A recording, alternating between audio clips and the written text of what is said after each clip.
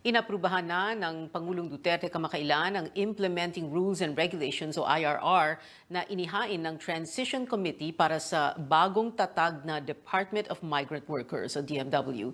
Nakapaloob doon na ang komite ang magpapabilis sa full operation ng departamento na hindi lalagpas sa 2 taon. Tanging si Department Secretary Abdullah ang hindi lumagda sa IRR at naglabas ng sariling panuntunan hinggil dito.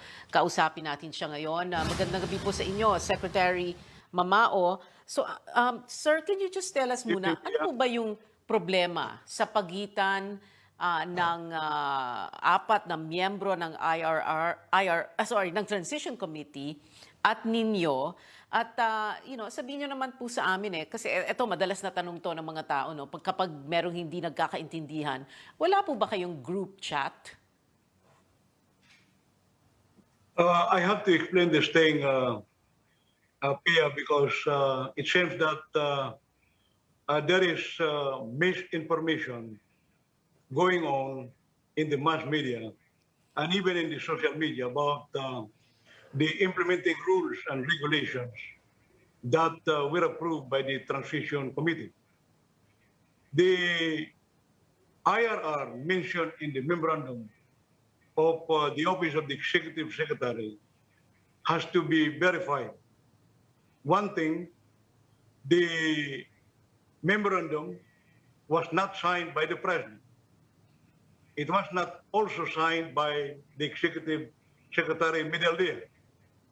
And the signatory to this memorandum is not even identified in the memorandum that was published and given to the CNN by the group of Bilyo in the Department of Labor.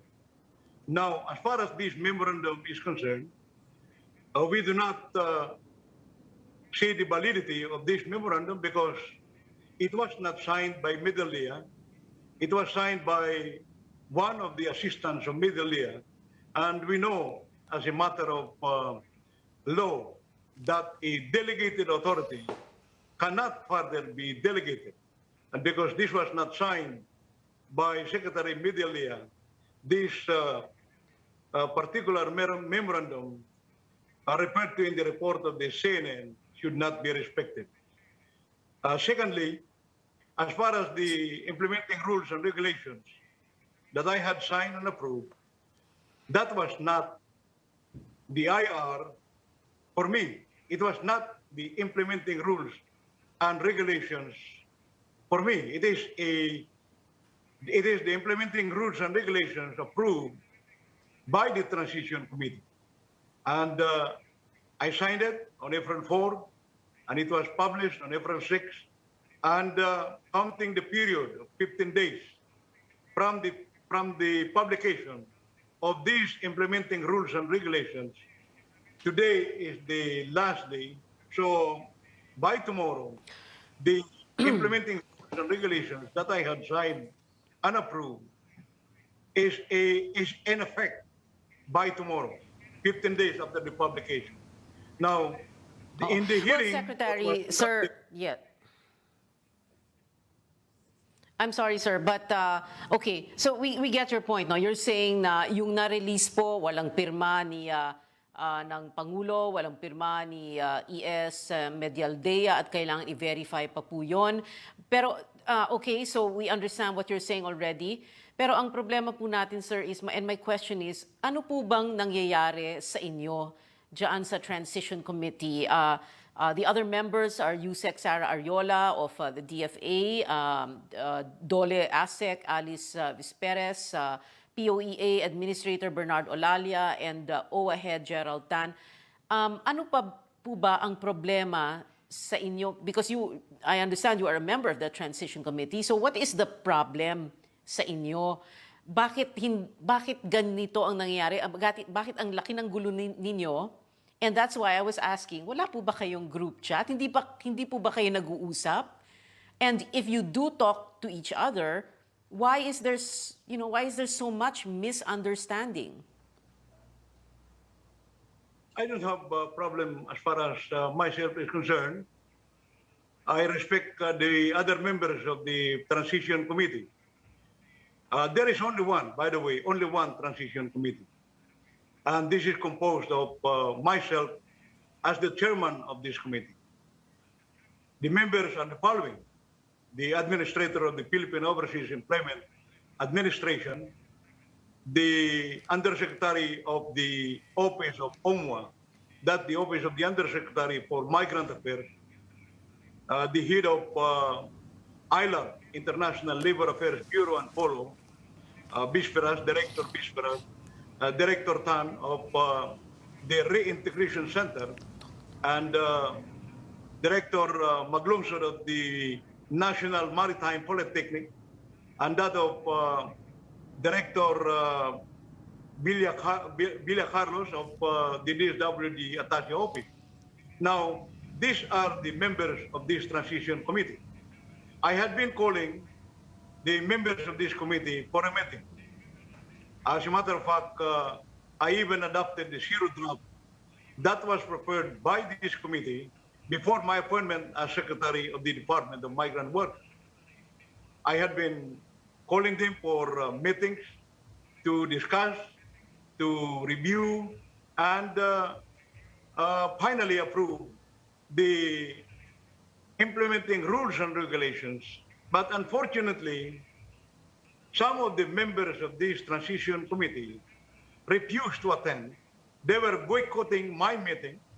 And so, in the meeting with the President and Secretary Medialdia, I pointed out to the President that I had to sign the implementing rules and regulations after we had reviewed all the provisions of these implementing rules and regulations, because Yes. the other members Secretary, of this transition committee abandoned the responsibilities. So I cannot, Secretary, so, yes.